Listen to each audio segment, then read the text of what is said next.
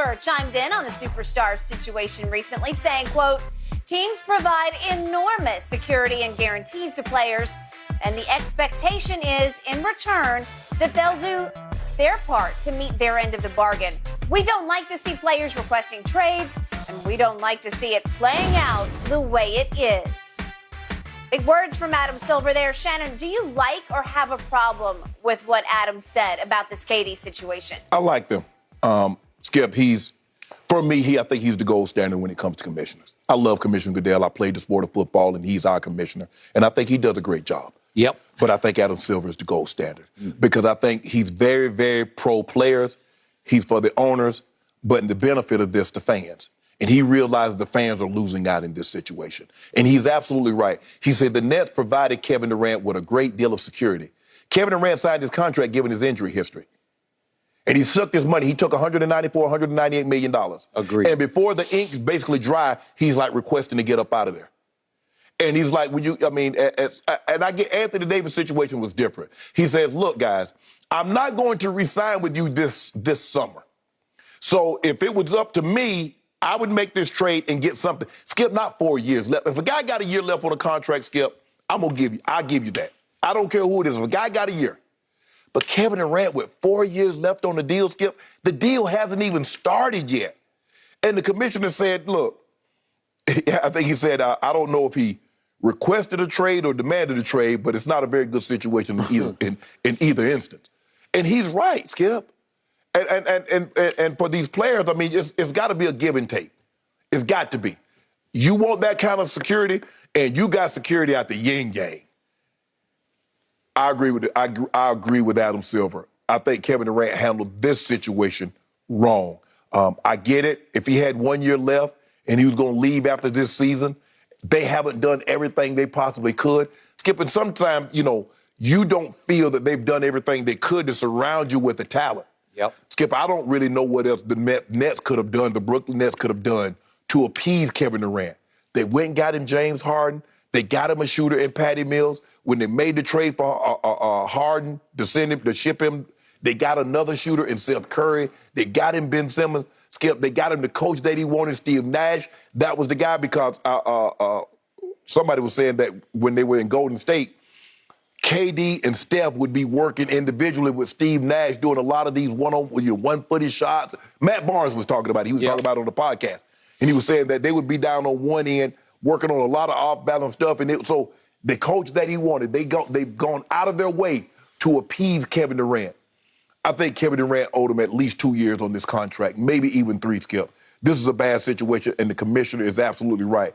This could be a very, very slippery slope that we're heading down if the players 1 year, you get not even the ink's dry on the contract, and you're like, okay, well, I got the security that I need. Okay, I want out.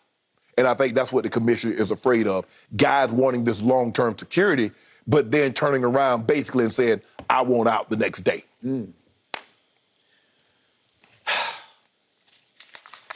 Okay. You know painfully well how much I love Kevin Durant. Mm-hmm. But I must admit, I loved what Adam Silver said even more than you liked it. Because this was the strongest I've heard Adam speak out since he first took over the job, and he excoriated publicly the guy who used to own the Los Angeles Clippers. Yeah. Do you remember that? Yes.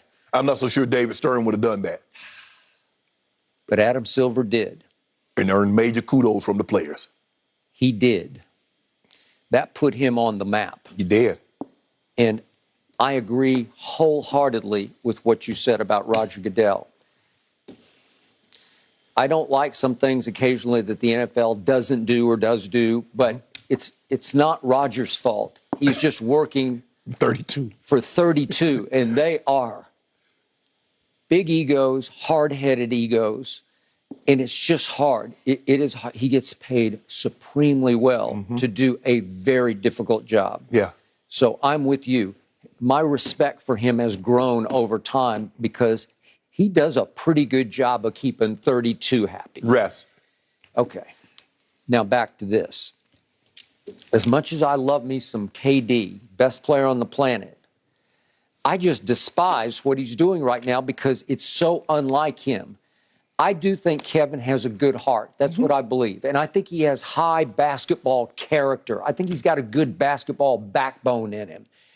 And this is so unlike him because, yeah, he did leave Oklahoma City when he could. Yes. He had every right. Yes. Just as LeBron had every right to leave Cleveland for Miami. Every right. Miami to go back to Cleveland. Miami, and Cleveland to go to L.A.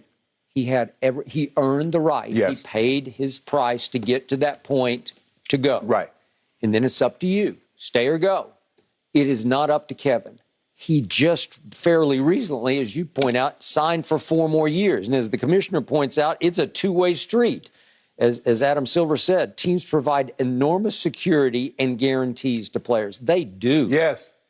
Boy, there's nothing like these NBA contracts. Yes. Man, I mean, the NFL's starting to get there, Yeah. but whew, these things It ain't ironclad. basketball and baseball, Skip. No. Because Mike Trout go get all that 365. Mookie Betts go get all that 350. Kevin Durant go get all 198. Ain't no injury protection or if this happened, if the Eagles land on the flagpole at noon, he gets the rest of his money. 198 is going in Kevin Durant's bank account over the tenure of 4 years. Okay. Now I'm going bigger picture. When you and I first joined forces here on this show back in 2016,